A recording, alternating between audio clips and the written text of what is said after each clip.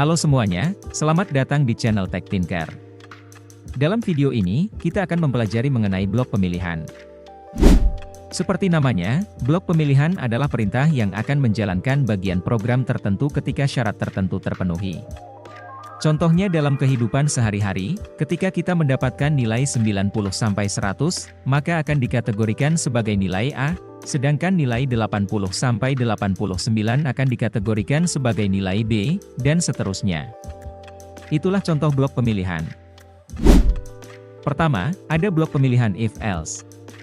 If-else ini merupakan blok pemilihan yang biasanya menangani pengujian kondisi yang kompleks. Contohnya seperti kondisi yang memiliki banyak syarat. Hal ini disebabkan if-else yang lebih fleksibel karena dapat dikombinasikan dengan operator perbandingan. Di sini saya memiliki sebuah contoh untuk if-else, di mana saya mencoba untuk membandingkan nilai A dan B. Jika nilai A dan B memenuhi syarat tertentu, maka terminal akan menampilkan output tertentu. Langsung saja kita coba di Visual Studio Code. Pertama, buat file baru dengan judul blok pemilihan.py.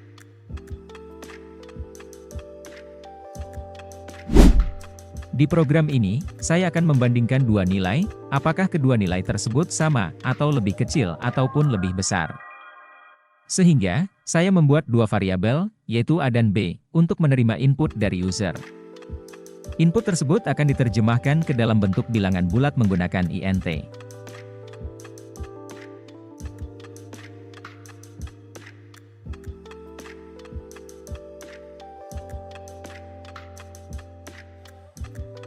Setelah kita mendapatkan input dari user, saatnya membandingkan input tersebut. Kita gunakan if, lalu dalam kurung, kita masukkan syarat perbandingannya.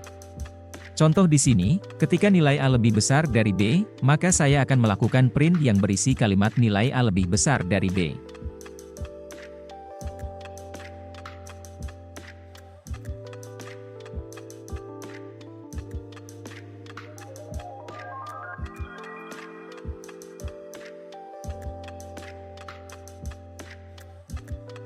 Jika kita sudah membuat syarat pertama dengan if, namun kita ingin membuat pengkondisian dengan syarat tertentu yang lain, maka kita guna elif, lalu tuliskan syaratnya di dalam kurung.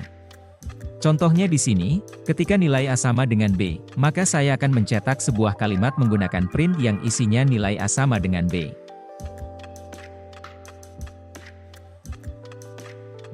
Selanjutnya terakhir kita tutup dengan else, di mana ketika kedua syarat di atas tidak terpenuhi, maka else inilah yang akan dijalankan.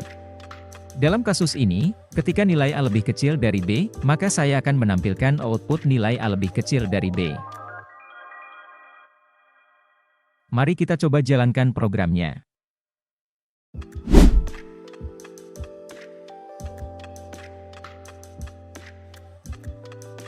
Contoh pertama, saya masukkan nilai A lebih kecil dari nilai B, dapat dilihat, dia akan menampilkan nilai A lebih kecil dari B.